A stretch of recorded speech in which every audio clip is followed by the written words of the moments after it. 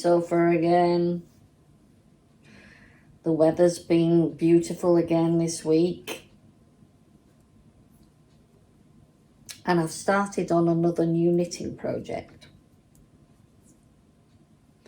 I'm knitting a dress in 2 pieces. And what I did was I got some 4-ply yarn, which was wrong actually. I should have got some light double knitting. So what I've done is I'm knitting 2 4-plies together. Hey presto. Now you could do that with something like knitting for olive silk and cotton, or you could do it with merino and cotton. You could do it with linen, but you could get 2 nice yarns and use them and knit them both together to make a lovely dress pattern.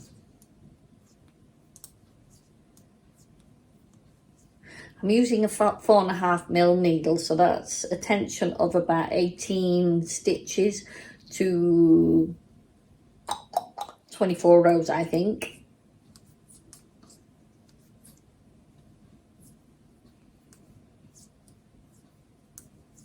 The pattern I'm using is one of the vintage magazines I got recently from my friend Jean. And that's the dress. Can you see that? Beautiful, isn't it? Lovely colour. I'm doing it in pink though. And it's got a very interesting stitch pattern, which I've changed slightly. So there's the actual kind of ribbing on the side, which I've made into a twist. Now, they kind of twist every alternative row, but I'm doing this every 5th, hang on, 1, 2, 3, 4, every 6th row. I'm doing it on a circular needle because it was quite, at this point you've got about 164 stitches, so it's not going to fit on a standard straight needle without bunching up, and that's not so easy to do. So now I'm just using the circular needle as a straight needle basically. So it's got 2 panels of this nice twisted rib. Then the pattern asked for I'm going to show it you so you can write up. You see what I mean? That little stitch there. Well, I've changed that. Mainly because I found it quite awkward. So I've done a little lace one instead. And then in the middle is just a plain stocking stitch panel. And then turns around to the side panel. So that's going to be nice. I'm enjoying that. I've pulled it back a couple of times until I decided to do it this way. There's also a little stitch on either side of that lace panel where you knit through the back of the loop on each row, on the knit row and the purl row. Okay, so I think that's going to be nice. I'm using Stylecraft 4-ply for this special 4-ply. This one in the colour rose, I think it was. We had some in the shop, but the shop was quite busy because there was a cruise liner in that week. I think it was a couple of weeks ago. And I bought about 6 balls. So I asked them to hide it in a paper bag for me because I was actually going to go and do something else afterwards, and I didn't really want to show me show having a bag of wool, but I said, can you put it in a paper bag, I said, so that my husband doesn't know that it's wool. Cheeky, aren't I? But we were all laughing in the shop, and there was a number of Americans in there, and they were saying, oh, everywhere in the world it's the same, and it's true. Mind you, it was a laugh. I had the paper bag with the wool in it, and as soon as he saw me, he said, that's wool, isn't it? I can see it. So there you go. I can't get away with nothing, me. He knows me too well. Yeah, I'm concentrating again. I need to concentrate a minute. Just bear with me a second. That's that one there. Around that, like that there. I always make mistake on this bit, you see, so I'm being a little more judicious about it. Right, I've got to the stocking stitch panel in the middle now. Now, I was thinking, I bought 6 balls of this 4-ply. Okay, so it's got a lot of yardage on it, so it's going to do quite a bit of this skirt, I think. But really, what I've got 6 balls, and I'm putting them both together. Then I've only got 3 balls for the skirt. But 3 balls for the skirt is generally enough. So the top end of the dress, I'm going to use the rest of the recycled yarn that I had. Just bear with me a second.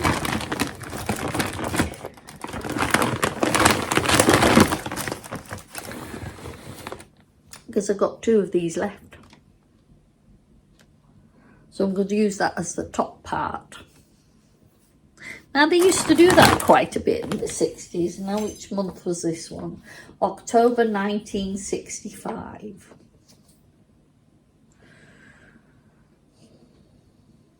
And it was made in Patterns Fiona.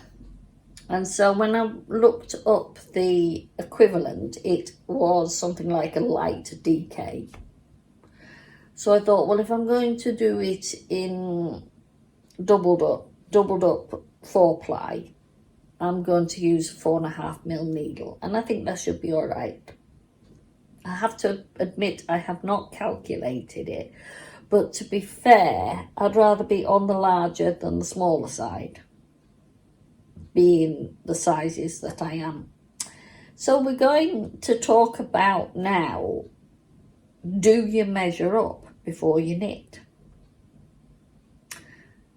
Many of us don't, because we have been doing this for years and we kind of know. There's a kind of a general rule in our heads that this is what works for us. So in the next part of the video, I'm talking about measuring up for the tutorials on knitting a circular yoke with a very simple colour work. So follow along, have a look at the get your tape measure out, basically. Look at how I measure up things. Get a jumper that you like and you know that fits. That's always helpful.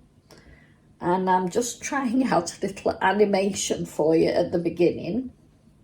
And I'll put a link to the animation software that I used, if you're into that sort of thing, which I do. You know, I enjoy all this sort of thing, and I enjoy music too. And as you will know from all my other little videos, there's plenty of music going on. Also, I have got news on the wildflower border. You'll be excited. So I'm going to do a little video on the wildflower border with some beautiful music that you can knit to. And I'll put that in my relaxation videos. Yeah, sound good? It's a shorty one today, but you know I'm busy this month, and I said I wouldn't probably be doing as many. I will probably see you again in the first week in August, Friday.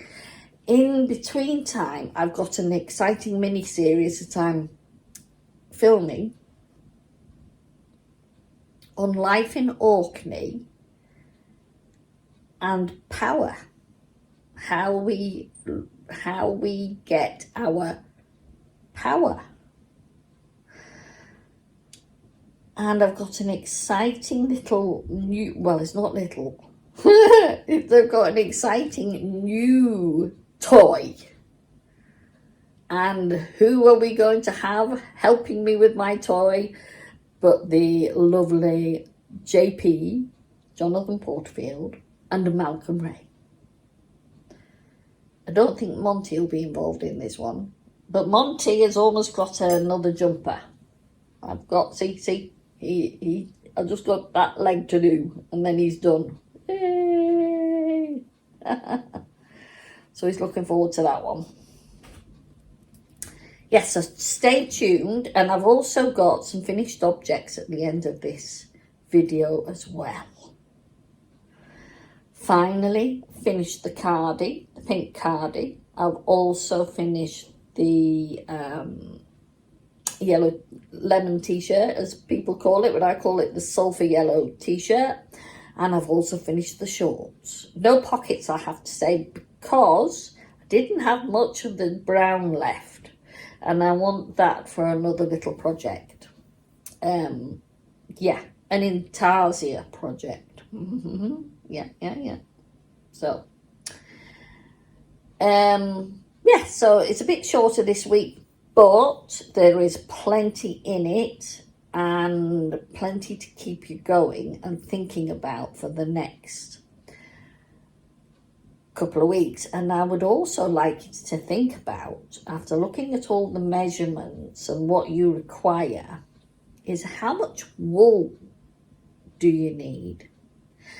And so therefore, get a ball of wool, check the yardage, and let's see if any of you can come up with a yardage requirement for the size of garment that you are going to knit. So, do you measure up? Let's watch it and see. So today we are going to start with some simple measurements which are required to create a garment. At the fullest point of the bust and making sure the tape is not twisted and is in the curve of the back, take a measurement.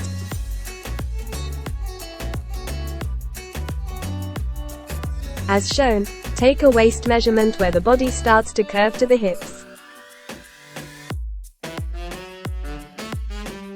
Find the widest point of the hips, which includes the buttocks, and reposition the tape to take the most accurate measurement. Now Auntie Claire is going to show you how to measure the head circumference and the arm length.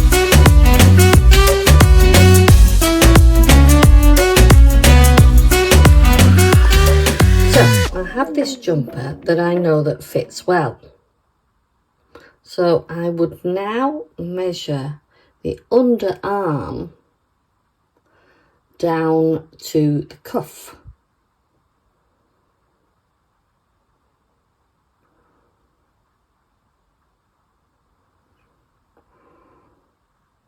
You could also measure from the neckline to the cuff. So I measured from where I split for the body and the sleeves, and I measured down to the cuff. And I know this fits me well, or how I like it, just tight into the wrist. And that's 14. You could obviously do it longer. So now I'm measuring down from the back neck, the middle where I cast on, to where I actually divided for the body and the sleeves. That is actually 10 inches. Now, because I didn't do any short rows, the front is exactly the same, 10 inches. But this time, instead of just doing short rows at the neckline, I'm going to do them on the back hem. A little bit how I did Monty's sweater. I quite liked that idea of it fitting into the curve of my back and going down to the hip line. So I'm going to try that one and see what happens in my next design. So now take the measurement for the circumference of the head. This neckline goes over my head perfectly. And I cast on with a calculation of 20 inches to make a neckline that would go over my head. And also measure your biceps at the widest point. If you have a jumper that fits already, you could measure that. And that also includes the 5 stitches on each side that you cast on when you are joining the back to the front at your split. But we will look at that later on in another video. Also, take a total back length measurement. Okay, so I made some notes about measurements. The bust, chest, the underbust or waist, because that's the same on me, the hips, the underarm length, the centre back to wrist, the head circumference, and some additional measurements we want to take. So like the yoke length, the biceps width, the back length, and the neck width. So I get my ball band and I work out how many stitches that I want and rows in a 4 by 4 inch swatch, or 10 by 10 centimeters. I've given you the centimeters, but I always talk in inches. That's my thing. So I need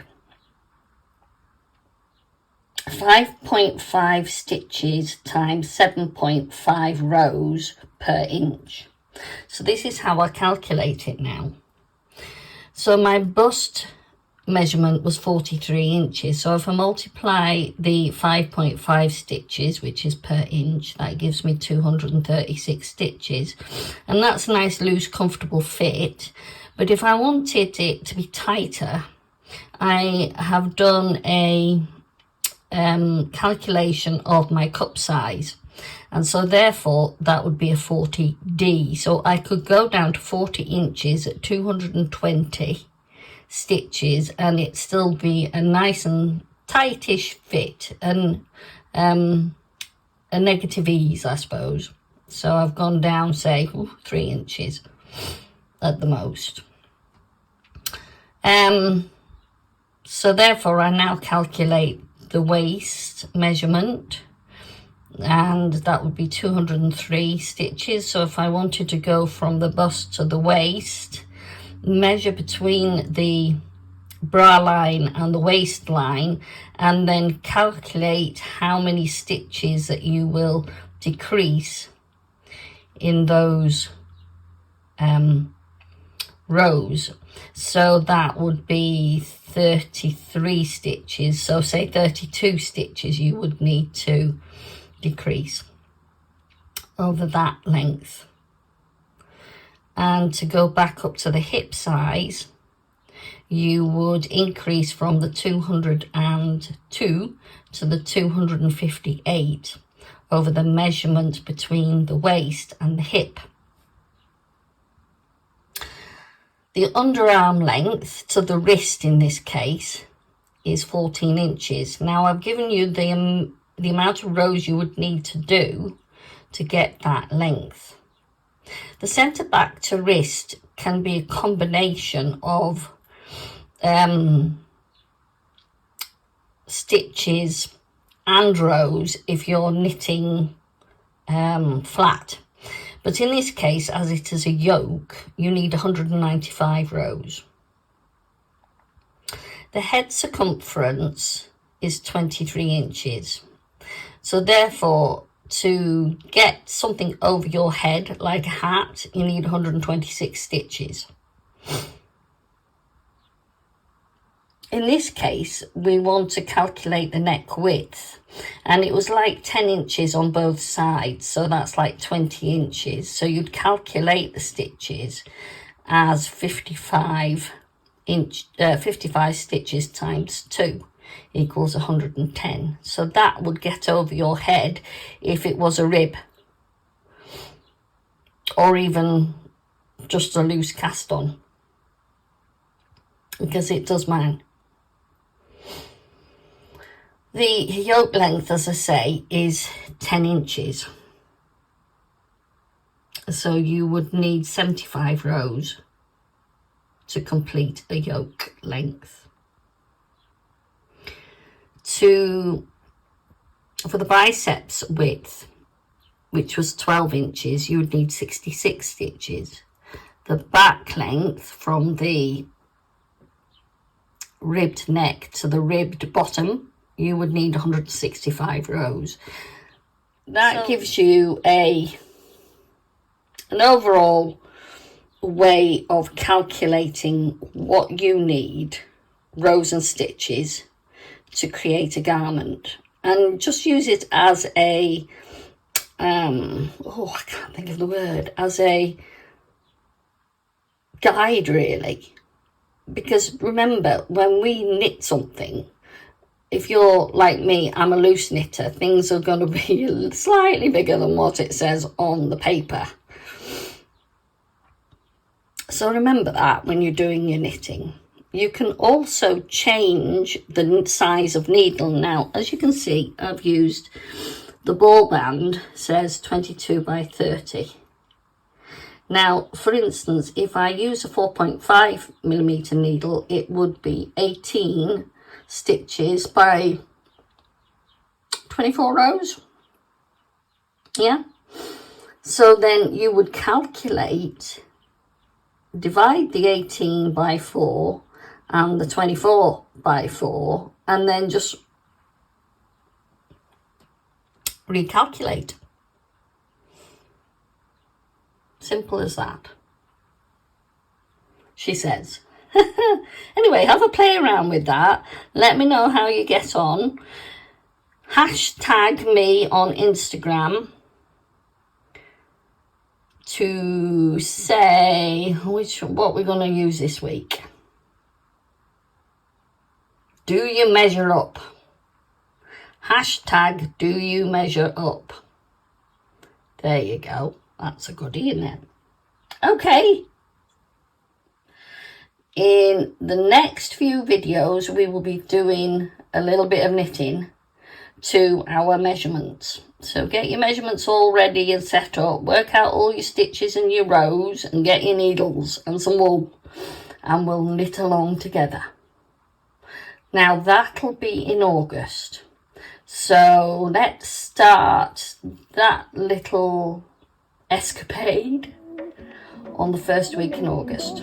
First Friday in August. Okay, so I'll see you then. Bye now.